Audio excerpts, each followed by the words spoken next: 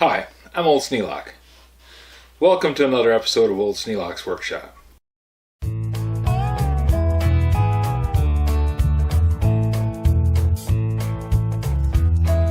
This is going to be hopefully a short explanation of some of the things that I've discovered over the years of doing YouTube and just in general working with people.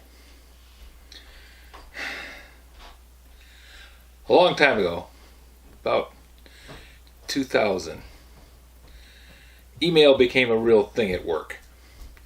That was people sending messages back and forth and actually doing business. Part of doing that was sending emails back and forth about things that were not always clear. So there was a real study done of how to communicate in an email. And what the gist of it was, make sure that you're giving the message that you want to give.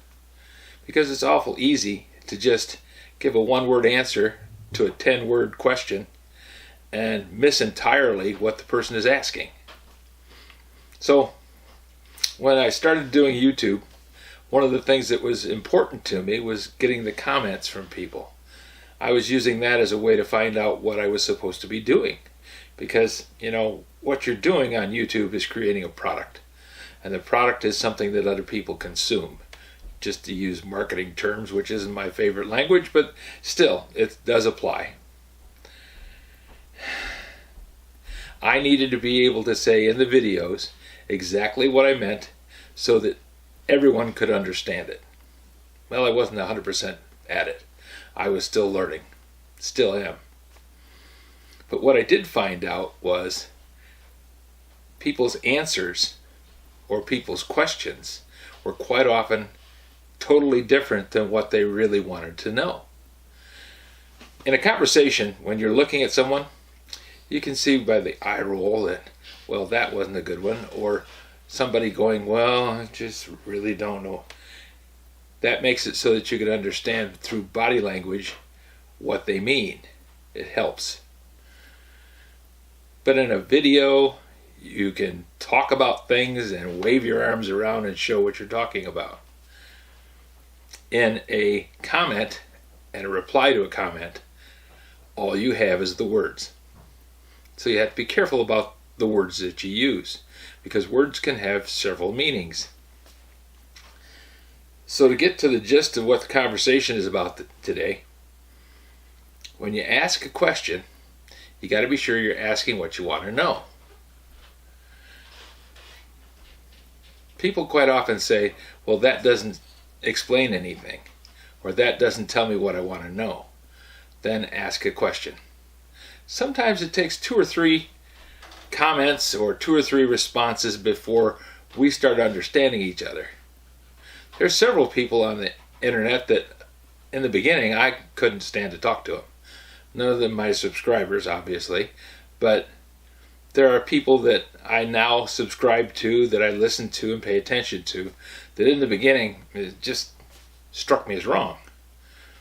And I tried to figure out why. And it seems that the biggest problem is shorthand. People try and talk in shorthand. They don't want to give long explanations. They don't want to have long explanations given to them. Somebody says, how you doing? You say, okay. That carries the major meaning of the conversation. It doesn't give them a whole lot of stuff to work with, but enough so that they can say, well, that's good, and walk on. But when you're asking a question, you really have to dig into the nuance of it. How you feeling? You feel good? Yes. Is there anything that would make you feel better? Yes. What would that be? So on and so forth. So when you're making a comment on any of the videos that I'm doing, or I'm answering one of your comments, I certainly will try and use those tricks to understand you better, and hopefully you'll be able to use them to understand me better. Listen, ask again if you don't understand, and then try and put that answer into the frame of reference that you want it to be in. That'll make it so that you get a better conversation out of it, and we'll both learn something.